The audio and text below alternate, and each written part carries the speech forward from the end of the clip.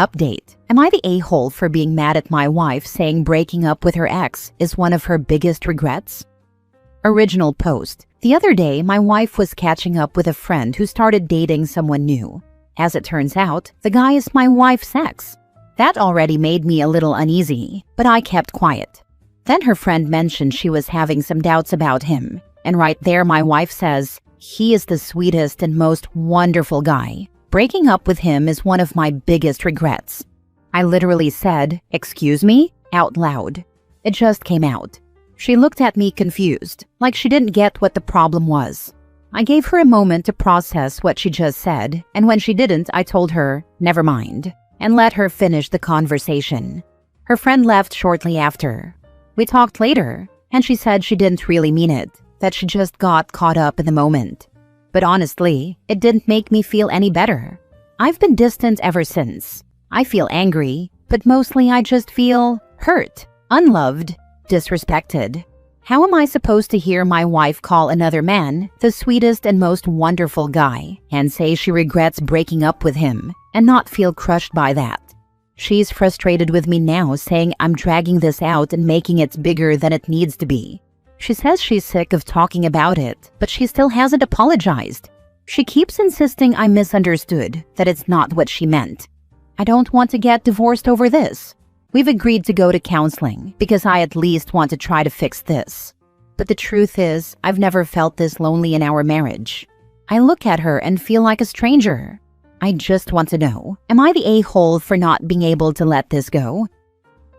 Now for the top comments before reading the update. Bruh, she can still have fond memories about her ex, but she's with you, so don't trip my dude. There's a huge difference between having fond memories and considering her breakup to be one of her biggest mistakes. If she never made that mistake, we'd never be together. Seriously, it's one thing to say he was the sweetest and nicest guy and would make someone extremely happy, but we just didn't click and wouldn't have worked out long term, and what she said.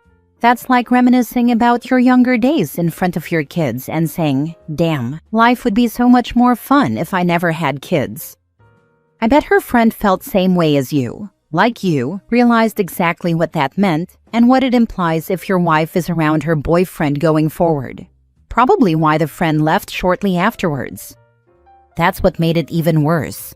Her friend caught on right away. I saw the look on her face when she turned to look at me. Even she understood what my wife said before my wife. "Yeah, I wouldn't let that go. You deserve an answer." Her friend kind of deserves an answer too, to decide if she can even keep her around anymore. I don't think your wife has a good explanation, and I'd keep pressing her for an answer before she has time to come up with an obvious lie. I'd be asking her if you need to go to marriage counseling to sort this out, or if you need to break out the old Crayolas and draw her a picture to show just how big of a screw-up she made. There's clearly an answer, a long and involved one, that she owes you, and she is probably scared crapless to give it. I'm sure her friend isn't going to let her anywhere near her or her boyfriend right now either. That is one of the dumbest statements you could ever make to your spouse and expect to sweep under the rug.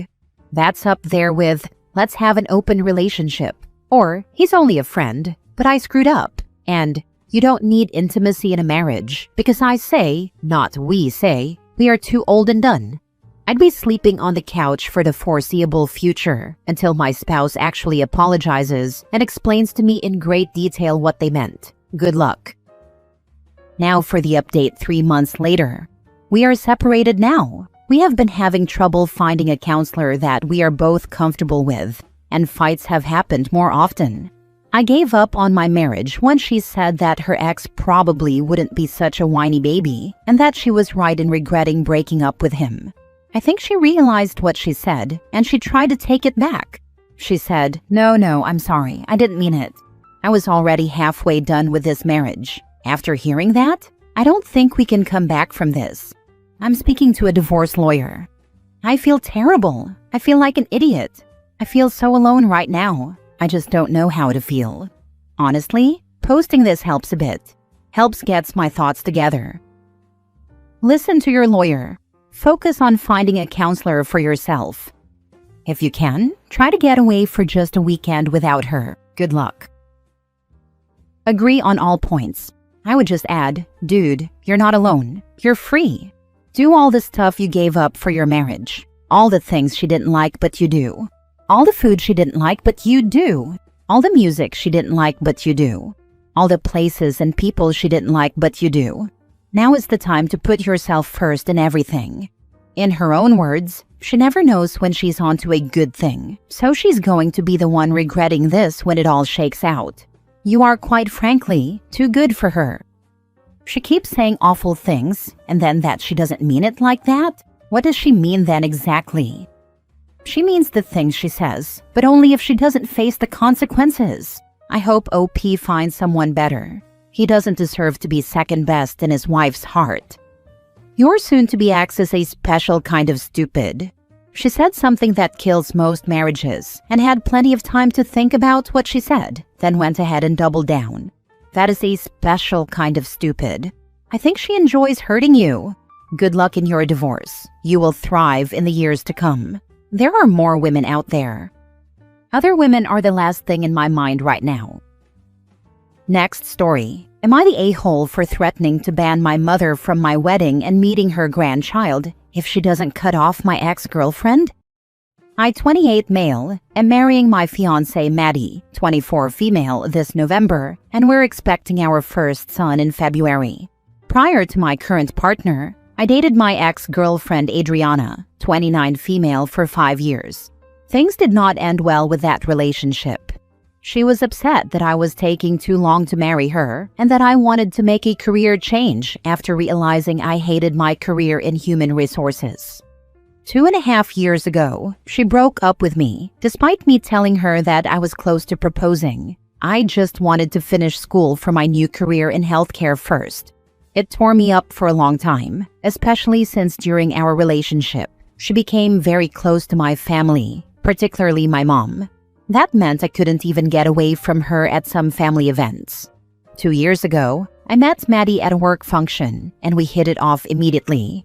We moved in together within 6 months. I proposed within a year after achieving the career path I wanted, and a couple of months ago, we found out she was pregnant. I couldn't be happier with how things have turned out for me. Adriana, upon learning how fast things moved with Maddie, went ballistic. She called me and said I was a piece of crap who used her and led her on, and she said many vile things to me. She started saying awful things about me to any mutuals who would listen, and even began leaving negative reviews at the hospital where I work, naming me directly. Those eventually got taken down, but it was incredibly embarrassing. I spoke with a lawyer to see what my options were, but he said I didn't have many. Last week, after having dealt with this for a while, I ran into her at my mom's birthday party. At the party, she accidentally spilled a drink on my fiancé, and during a speech about my mother, she sniped at me by saying, "I love this wonderful woman, and I'm glad she gave birth to 3 wonderful children," while glaring at me. My mom had 4 kids. When she left, she also accidentally dinged my car with her driver's side door. After she left, I sat down with my mother and said that Adriana was making my life harder for no reason. I listed everything mentioned above and asked her not to invite Adriana to events anymore. She pushed back, saying Adriana had been a decent friend to her and that she liked Adriana's mother, so it would be difficult to cut her off. I said I understood that, but as her son, I was asking her to support me when someone is mistreating me. She said we'd talk about it further. Yesterday, I found out Adriana was coming to my youngest brother's track tournament. I called my mom and asked her to uninvite Adriana. She said she couldn't. I said, "Let me make this more clear for you then. If you are saying yes to her, you are saying no to me. If you decide to support her in this, you can consider yourself uninvited from my wedding and not a part of the family I am building. You can also say goodbye to meeting your first grandchild." She called me mean and cold. I said I was serious about this. The fallout from this has been more than I expected. Adriana went nuts when my mom cut her off, and a bunch of mutuals are saying I'm a massive a-hole for destroying the relationship between my mom and Adriana. My mom is pretty upset with me, but I know she'll eventually come around. My fiancé is happy that I'm standing up for her and for us. My question is, did I go too far? Am I the a-hole for threatening to cut off my mom if she didn't cut off Adriana? Edit. I'd like to clarify the timeline with Adriana. 2.5 years ago, she dumped me. About 6 months later, I started dating Maddie. 6 months in, we moved in together. And another 6 months later, I proposed because I knew she was the one for me and we were stable. I never led Adriana on. At the beginning of our relationship, I felt I was too young to get married, and toward the end, I didn't want to marry until I had broken into the career I wanted. The reason I felt comfortable proposing to Maddie quickly was because I had achieved career stability. Had I met Maddie 5 years ago, I would not have proposed due to my circumstances at the time.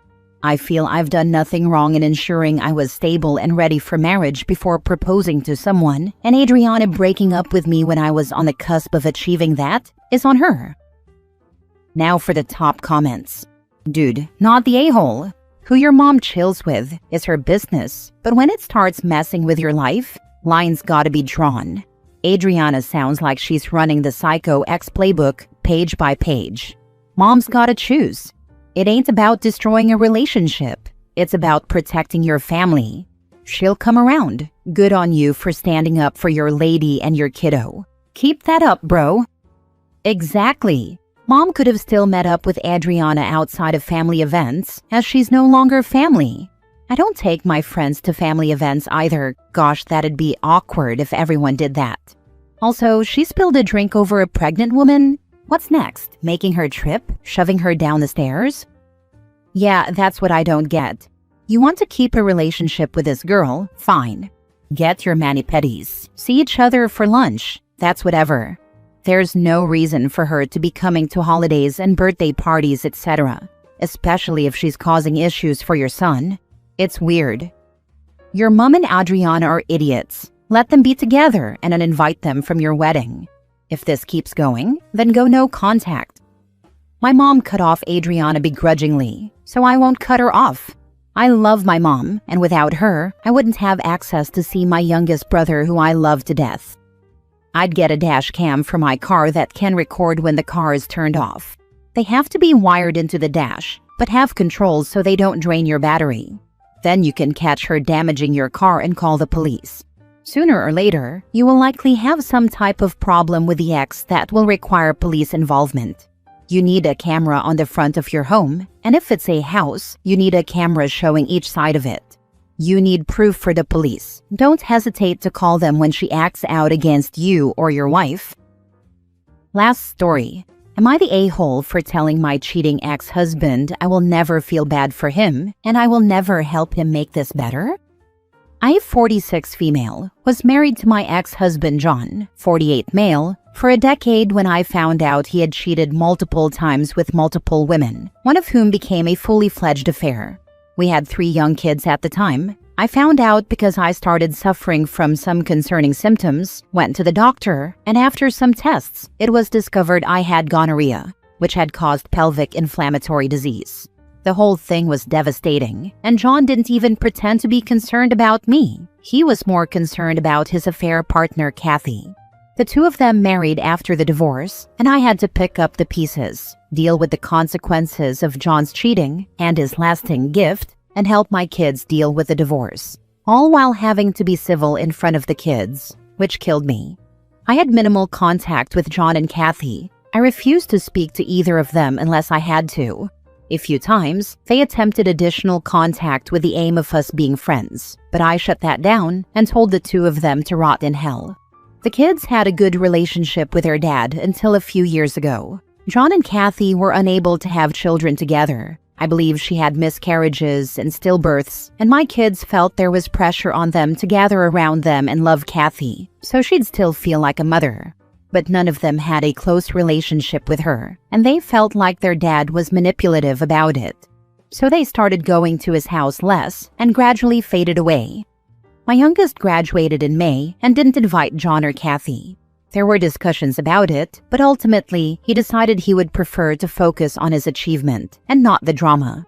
John attempted to get me to force my youngest's hand, and he tried to throw a pity party about their losses and Kathy's love for the kids, and her losing the chance to be a mother. I blocked him after several text messages about this. Now he's shown up at my house, trying to make me feel bad for him and Kathy by talking about all their losses and asking me to help him make this better. What he really wants is for the kids to come back into his and Kathy's lives, and for me to encourage them to love both of them, to let them, but especially Kathy, feel like she won't miss out on all the motherly experiences.